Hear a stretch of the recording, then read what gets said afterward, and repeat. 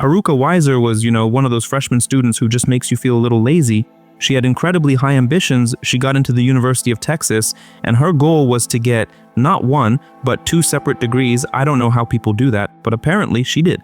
But as it often happens in our stories, a regular evening went off the rails. She texts a friend something like, "All right, heading home from campus," and then silence. She just vanished.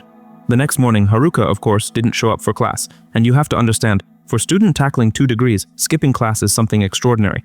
Her silence continued, and what started as mild concern quickly escalated into full-blown anxiety on campus. And unfortunately, all the efforts of the search parties, all the hopes that she just, fell asleep in the library or went to a friend's place, it all led to a terrible tragedy and also to the discovery of a very, let's just say, unbalanced individual who was the cause of that tragedy. So, we're back in the Lone Star State. Yep, I'm talking about Texas. This place used to be associated exclusively with cowboys and rodeos, but let's be honest, the state is long past that era. Now it's more of an urban and thoroughly modern place, though, of course, they still celebrate their traditional roots from time to time, and it seems like they can't get away from it. We're focusing on the state capital, the city of Austin, and you don't even need to be an expert to guess. When it comes to finances, this city is just incredibly wealthy. The reason is simple. This is where giants like Amazon, Apple, Facebook, and Google keep their main offices. Just imagine the concentration of money and technology. And it's not just wealth that dominates Austin, but also quality education. Just a number. 52% of adults in this area have a secondary education or higher. For comparison, in the rest of the country, that figure is a paltry 13%. This city is a real hub for the smart, and let's be frank, the wealthy. And one of these young people who was striving to get that very top-tier education was Haruka Weiser, an 18-year-old freshman who had just arrived in Austin. Like I said, she took on the challenge of not 1 but 2 bachelor's degrees at the same time. Haruka was born on June 20th, 1997 in Portland, Oregon, and she was lucky. She was surrounded by an extremely loving family of 5, her father Thomas Weiser, her mother Yasuyo Tsunamine, a younger brother Naburo, and a sister Naomi. As you've probably already guessed from the names, Haruka came from a mixed American-Japanese family, and this was important to them. All 3 children had both Western and Eastern names in honor of their dual heritage. For example, Haruka's full name was Haruka Juliana Tsunamine Weiser. Haruka's family wasn't just normal. They were extremely close to each other. They often went on tropical family vacations together. And this strong, stable, and completely happy upbringing was, essentially, the perfect foundation. It was everything Haruka needed for future success.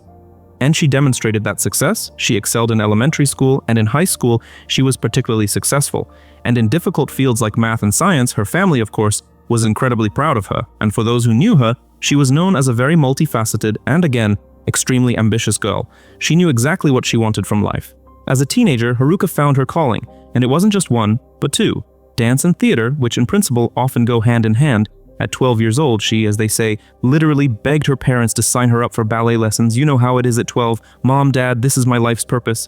And apparently, it wasn't just a childhood whim. Her parents saw that passion in her eyes, those pleas, and eventually they gave in. When she turned 13, they took her to her first classes, and it seems like that really did change everything for her. She found her true passion, but, and this is important, she didn't abandon everything else. She still could, and most importantly, wanted to continue her serious studies. She was very cheerful and proud. With such a full life as you only have at that age, on top of that, the full package, lots of friends, interesting hobbies, great grades, we already got that. And of course, a very loving family, the perfect picture. And so, after finishing school, she decided not to choose, some go into physics, others into humanities. Haruka decided to go for both. She enrolls at the University of Texas, and now pay attention, for a parallel study in theater and arts, and also a pre-med track, theater and medicine. Simultaneously, she, you see, hoped to become a doctor someday. This is just some other level of ambition, one I can't access. So of course her family and friends were somewhat sad about her moving all the way to the southern states. They had all finished school together, traveled the country, and now, bam, it was time to live independently, adult life. So at the start of the 2015 school year, Haruka found herself in Austin, and for a girl from Portland, this was strange and uncharted territory. But she accepted the challenge. And by all accounts, she settled in very quickly. She immediately made new friends and even managed to appear in several university plays. And this was still her freshman year. She just didn't waste time. But all this successful new life changed on April 4th, 2016. In one day, since Haruka was literally deeply immersed in her studies. Remember, 2 degrees. It wasn't just strange, but extremely strange, that she didn't show up for class that morning. It was totally out of character for her. Suspicions grew when she didn't show up for any of her other classes that day. It's one thing to oversleep, another to disappear for the whole day. Time passed, and people got more and more worried. Neither her teachers nor her friends could reach her. And here they did well. They took it seriously. They didn't wait 3 days. They filed a missing person report with the local police department. Police began a large-scale search in the vicinity of the campus. They started, logically, with her dorm. They came, they knocked. But there was no answer. Plus, her roommates couldn't give a clear answer. They didn't know if she had even returned home that night. Nobody saw, nobody heard. The day passed, and Haruka was still nowhere to be seen. Not a trace. Given this, the authorities realized this wasn't just a student partying and expanded the search beyond the campus. And, unfortunately, shortly after that, they made a gruesome discovery. Haruka's friends tried to trace her likely route, how she should have returned home from classes. They were able to trace her typical walk from the previous night. And here's what's important. Given the time she sent her last message, that one, going home, she should have been walking that route at approximately 9:30 p.m., that is after sunset in the dark, and this specific route made her quite vulnerable during this nightly journey. Haruka, it seems, understood this herself. She had a habit. She would always send a message to her dorm roommates every time she left dance class. But, disturbingly, she stopped communicating right after that last message the night before, that same evening, after which she didn't show up for class in the morning. Behind the university's alumni building was the so-called picturesque Waller Creek. It flows through the entire campus. And so, after the search parties began to comb this area, they returned with very terrible news. A young woman was found without signs of life. There were obvious signs of violence on the body. She was partially clothed and located between 2 boulders on the edge of the creek. As if someone had tried to cover her with leaves, a tow rope was found around her neck, indicating, well, you understand, the horrible reason for what happened nearby. Law enforcement also found glasses and a hammer. Both of these items, as immediately suspected, were related to the crime. From the very beginning, it was suspected the body belonged to Haruka, and unfortunately, a little later, a positive identification confirmed these worst fears. The forensic medical examination gave the first answers. The experts determined that her body had been carelessly thrown into that creek about 24 hours before she was found, but how exactly she died, what led to that moment, remained an absolute mystery. And this is where that typical but completely justified panic begins. Because Haruka's killer is not just unknown, he is somewhere out there, possibly right on campus. The authorities declare an alert across the entire university, addressing all students. In response, everyone began to travel exclusively in groups, became extremely vigilant, looking over their shoulders. The campus, which just yesterday was a symbol of education and the future, turned into a place of fear. The police and school administration began to meticulously, minute by minute, review Haruka's probable movements on that fatal night. They were able to determine the route she most likely took home, and, thankfully, this route, at least partially, was covered by surveillance cameras. This always gives hope. And one of these cameras really did capture something. It caught some person in the frame, who was first walking and then riding a bicycle. The bicycle, according to authorities, was either red or pink, most likely a woman's, and this person had a backpack on their back. To try and somehow identify this cyclist, the recording was made public, Look everyone, maybe someone recognizes them, but nobody could provide any definitive identification. But then a detail appears that chills the blood. Haruka's friends, after watching this video, later stated that backpack, that bag seen on the suspect, most likely belonged to Haruka herself. And this is where the story takes a very sharp and unexpected turn. The police released these camera recordings, and it wasn't just students who started watching them. The Austin Fire Department saw them, and they discovered, let's say, a disturbing coincidence, it turns out. On the very same night that the crime against Haruka was committed, a fire broke out in a storage facility found on Medical Arts Street. When the firefighters arrived at the scene, they quickly realized it was no accident. The fire was ruled an arson.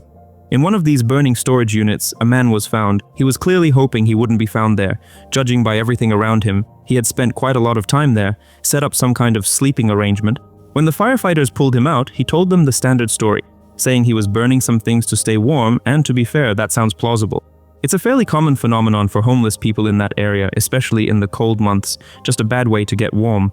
Since the kid was only 17 years old, a minor, they didn't arrest him for the arson. They just took him to a local homeless shelter called LifeWorks. Like they were helping the kid out. However, the very same firefighters who pulled him out later saw those released surveillance videos from campus. And they recognized him. The same 17-year-old kid from the fire was the exact same person on the bike. Detectives immediately returned to the scene of that arson, and now they weren't just looking for the cause of the fire. And they found it. They found that same red bicycle that was visible in the recording. They also found a boot, a burned notebook, a college notebook, and a black jacket, and the smoking gun. Looking in the pocket of this jacket, they found a receipt. A receipt with Haruka Weiser's information on it. That's it. This was a direct, ironclad link. It connected her death to this fire and to that same 17-year-old kid. After that pile of evidence denying the connection between Haruka and this homeless teen was incredibly difficult. So the police, without wasting any time, headed straight to the LifeWorks shelter to find their client. And strangely enough, the young man was still there when they arrived. He hadn't run off, although, on the other hand, when you're 17 and have absolutely nowhere to go, you probably cling to any minimal comfort and safety you can find. Even if it's a shelter, the 17-year-old was finally identified. This was a guy named Michael Kreiner. He previously lived in Texarkana, and he was found, remember, in Austin, which is over 300 miles away. Initially, Michael was arrested formally on charges of tampering with evidence because of that arson, but police quickly got a warrant to search his belongings, and among them, investigators found a MacBook with a Portland sticker on it. And this, unfortunately, matched the description of Haruka's laptop down to the last detail. Well, that was it. Given this new damning information, his arrest status was instantly upgraded from tampering with evidence to suspicion of murder. At a press conference on April 8th, the Austin Police Department officially announced the suspect's detention and stated that, pending further progress in the investigation, they plan to charge him with first-degree murder. But now that we know his name, Michael Kreiner, the logical questions began. Who the hell was he? What was a 17-year-old kid from Texarkana doing in Austin? And ultimately, what was his motive? Well, this is where the information gets pretty patchy. We know that Michael was born in 2000, his mother.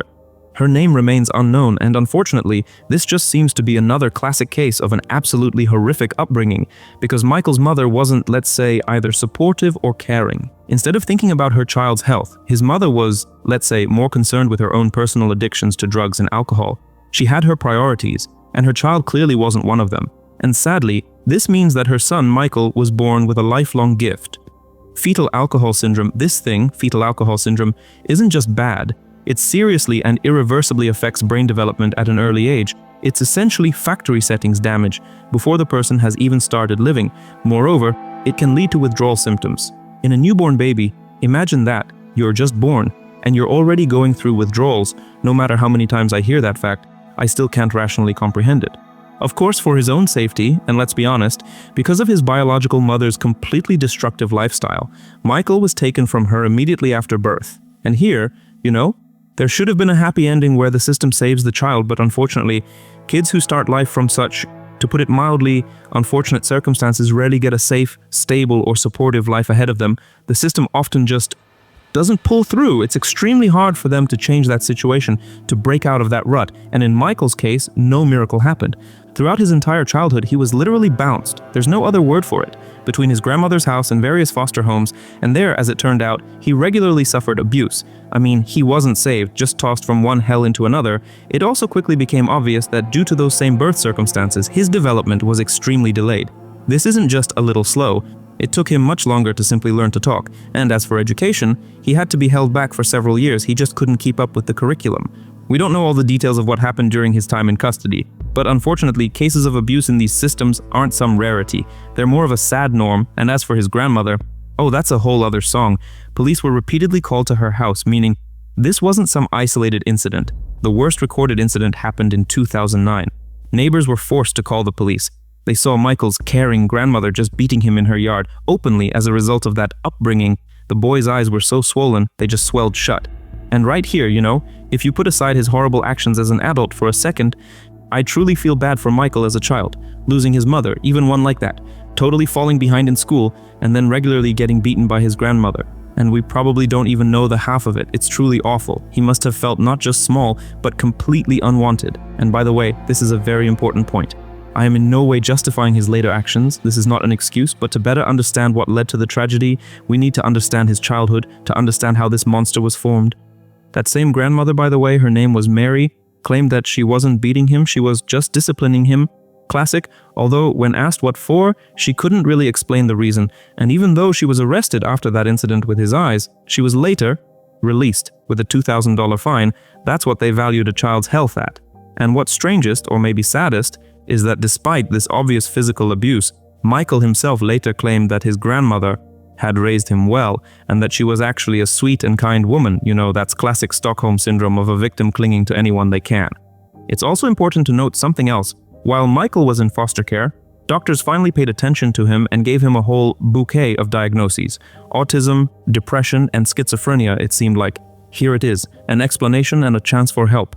But no, despite this official diagnosis, no medication for any of these conditions was administered. Nobody cared enough. Neighbors later recalled watching him wander around his grandmother's property, acting like he was fighting off invisible people, and while, yes, it could have just been a weird, lonely game or a sign of total loneliness, it also, with high probability, could have been a direct symptom of his untreated schizophrenia. As a teenager, his sisters, apparently stepsisters or foster sisters, claimed he wasn't 100% evil, he could be sweet, and, despite everything, often tried to look on the bright side of life. There's even some image in Texas school newspapers that supposedly shows him trying to overcome his difficulties and find a better life, but there was another side. Although his sister said he was usually a good kid, he could also instantly snap, flying into a rage at any moment, which, by the way, could be a sign of autism or just the result of living in constant stress and violence. However, this endless cycle of abuse, of course, caused the boy immense, irreparable harm. And here's the finale of his upbringing. That same sweet grandmother just told him to leave the house. Go, she said, find your own way in life. Just kicked him out onto the street. And so, at only 16 years old, with all his diagnoses and no treatment, Michael officially became homeless. After this terrible news that nobody wanted him anymore, he just left. He walked and hitchhiked 370 miles, that's over 500 kilometers, all the way to Austin. And then, arriving in the state capital, he did what a homeless teenager had to do. Wandered the streets aimlessly, slept in some retirement homes, found shelter wherever he could, and then, of course, we know how it all ended. This whole mixture of pain, illness, and indifference reached its climax on the night of April 3rd, 2016. After his arrest, Michael himself didn't have much to say. He underwent a psychological evaluation. It, expectedly, showed that his intelligence was significantly lower than the average 17-year-old's, and of course, it confirmed that whole bouquet again: autism, depression, and schizophrenia. But, and this is the key point for the court, given all that, he was still found competent to stand trial. It was determined that he was of sound mind and, furthermore, understood that his actions were wrong and punishable. And that makes sense. If he were completely out of this world, if his schizophrenia was in total control, he probably wouldn't have tried to hide her body, or even more, burn her things to get rid of evidence. Some part of his brain was fully aware, I did something very wrong and I'll be punished for it.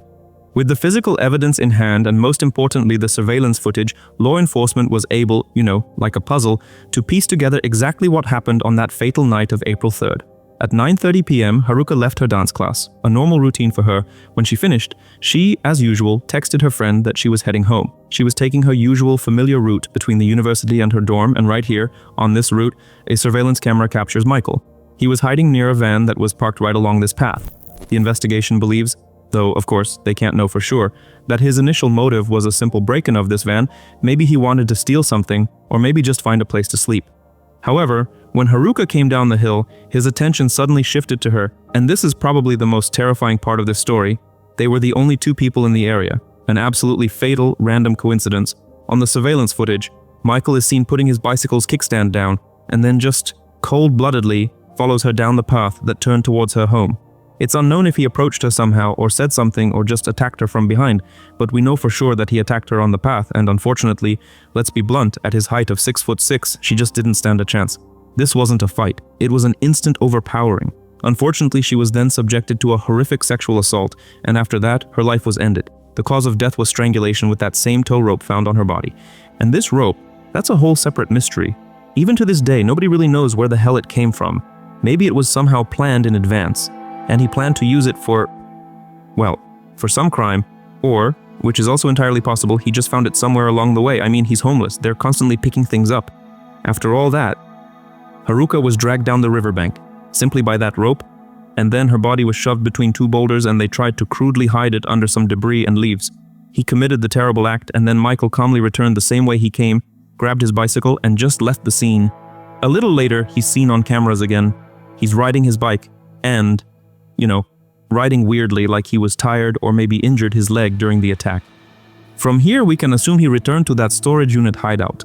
With Haruka's belongings in hand, he probably just slept there the night, right next to her laptop and other things, and then in the morning, when the realization of the severity of his actions probably hit him, he decided to try and get rid of the evidence.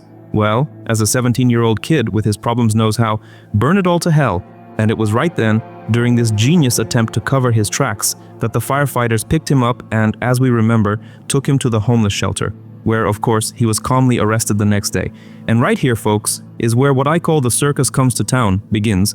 The legal proceedings for this case, it turned out to be not just long and complicated, it unfortunately demonstrates a level of negligence, a level of professional incompetence that you rarely see even in the highest profile murder cases.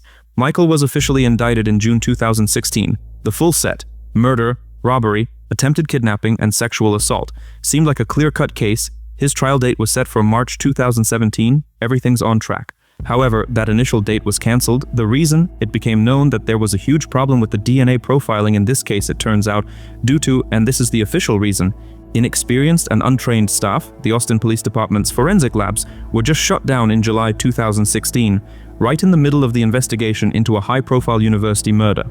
This meant that they could now process, wait for it, only 20 samples a month. 20. They must have had one part-time lab tech working there, or something. This led to a completely wild, colossal backlog in the police department, and of course, when biological evidence sits around for months, who knows where and who knows how? The inevitable happens. Because so much time had passed before they were processed, most of the crucial DNA evidence was eventually just thrown out. The court looked at all this and said, "Folks, sorry, but this isn't evidence anymore. This is just garbage." And unfortunately, those samples were now ruled inadmissible by the court. Again, Mikhail Kreiner is charged with capital murder in the death of Haruka Weiser. Today, his attorneys say the trial is delayed at least until May because they are waiting on DNA results and scheduling conflicts. Since Kreiner was 17 at the time of Weiser's death, he is not eligible for the death penalty. Eventually, after all that circus with the labs, Michael's trial was finally set, all the way in July 2018, and since he was charged with capital murder, that's the highest bar, if found guilty, he was looking at life in prison with a, minimum sentence of 40 years, meaning you sit for 40 years guaranteed, and then maybe you can ask for parole. But luckily for him, because he was only 17 at the time of the crime, he avoided any potential death penalty. The law is the law. Minors don't get sent to the great beyond by court order. The jury, made up of 7 women and 5 men, started being shown various pieces of evidence, everything the police managed to collect, and more importantly, not screw up. Among them was that same tow rope, Haruka's clothes, and various items of hers found on him. But there was one piece of evidence that essentially trumped everything. This, folks, was Michael's glasses, his own prescription glasses, and they were found, I'll remind you, in that same creek right next to Haruka's body.